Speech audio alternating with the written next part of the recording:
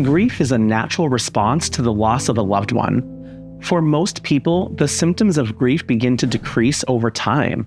However, for a small group of people, the feeling of intense grief persists and the symptoms are severe enough to cause problems and stop them from continuing with their lives. This is referred to as prolonged grief. And today, we will review 8 signs that someone is struggling with prolonged grief. In the most recent edition of the DSM, published in March of 2022, it states that a period of at least 12 months for adults and 6 months for children must pass since the loss before considering a diagnosis of prolonged grief. Individuals experiencing prolonged grief typically suffer intense yearning or longing for the deceased, often accompanied by profound sorrow and frequent crying, or an overwhelming preoccupation with the thoughts and memories of the deceased. Furthermore, the DSM outlines 8 additional symptoms for prolonged grief, with at least 3 needing to manifest nearly every day for a minimum of 1 month to meet diagnostic criteria. Number 1 is identity disruption.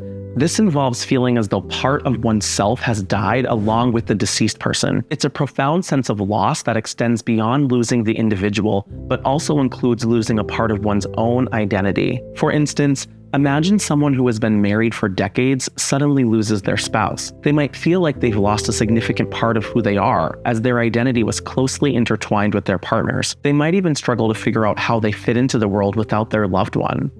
People suffering from prolonged grief may struggle to identify their values or their dreams and aspirations in life, feeling confused and hopeless about the future. Number 2 is an intense sense of disbelief about the death. This involves difficulty accepting or coming to terms with the reality of the death.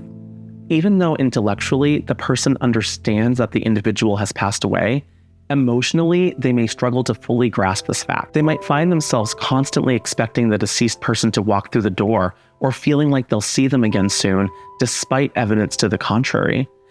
Now, this isn't the same as denial. People with prolonged grief recognize the person has passed away, but it's like they are stuck in a permanent state of shock.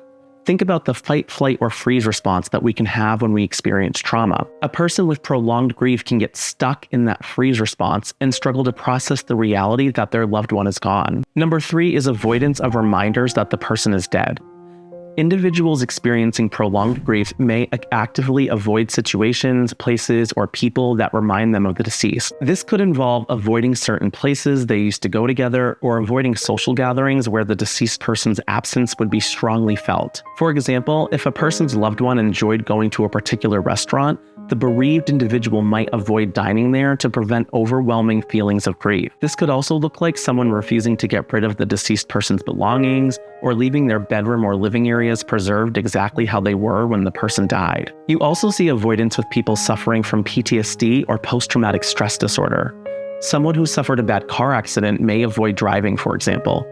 It's the same idea.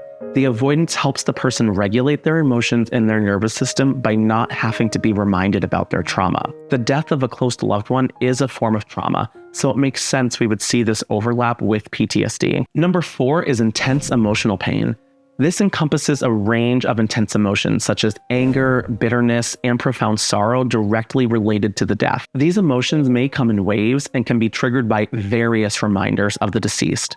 For instance, a parent who has lost a child may experience deep sorrow and anger when they see other children playing happily in the park, as it reminds them of their own loss and what could have been. While emotional pain is a normal part of grief, with prolonged grief, it doesn't get better over time and it interrupts the person's daily routine and functioning. Number 5, difficulty with reintegration. Individuals experiencing prolonged grief disorder may struggle with reintegration into their daily lives, facing challenges in engaging with friends, returning to work, pursuing interests, or planning for the future. For example, a person who has lost their spouse may find it difficult to engage in social activities they used to enjoy together, or to make plans for the future without their partner by their side. This difficulty with reintegration is distinct from typical grief, where we would expect the bereaved individual to gradually return to their normal routine and reintegrate with society over time. However, with prolonged grief, the individual becomes stuck and may find it increasingly challenging to figure out how to resume living their life, even as time goes by, adding further distress and complicating the grieving process. Number 6, emotional numbness. Individuals experiencing prolonged grief disorder may also grapple with emotional numbness, characterized by an absence or significant reduction in emotional experience.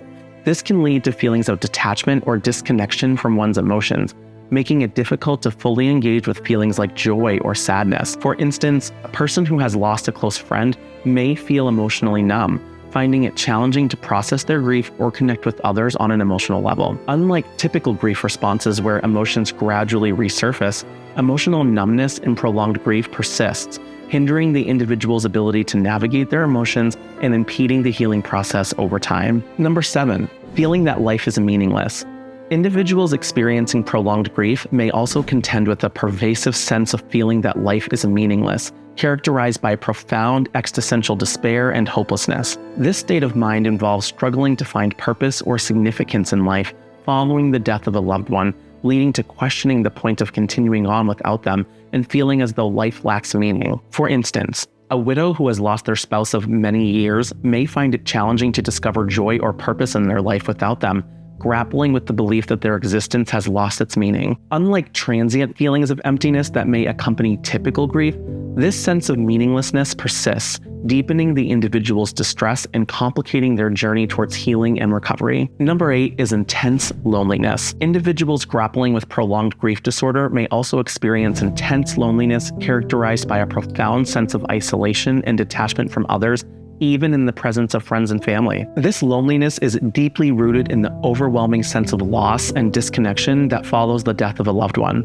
For instance, a person mourning the loss of a sibling may find themselves overwhelmed by feelings of loneliness, yearning for the companionship and support they once shared. Unlike transient feelings of loneliness that may occur during the grieving process, this intense loneliness persists, amplifying the individual's emotional distress and complicating their ability to find solace and connection in their social support networks. If you or someone you know is struggling with prolonged grief, cognitive behavioral therapy, or CBT, is the treatment with the most evidence to support its effectiveness, and you can learn all about it in this video next.